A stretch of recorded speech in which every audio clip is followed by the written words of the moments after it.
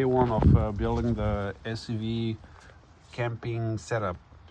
So I got two individual sheets of 4x8 sandy plywood from Home Depot, and I had them cut down to roughly the sizes they would fit in the vehicle, and then I would just precisely cut them down to the exact size I need from there.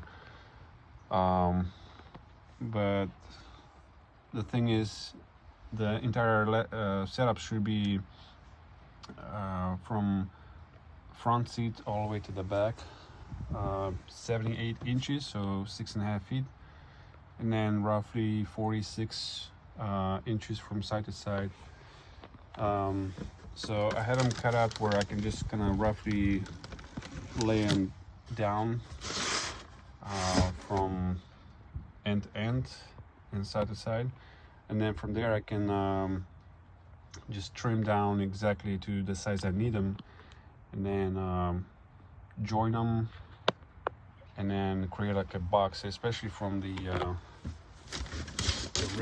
rear seats, like right about there all the way to here. So I'm gonna have like two drawers on either side, and then I'm gonna have two boxes behind them, like right about here, from like where this crease is all the way to the tailgate. So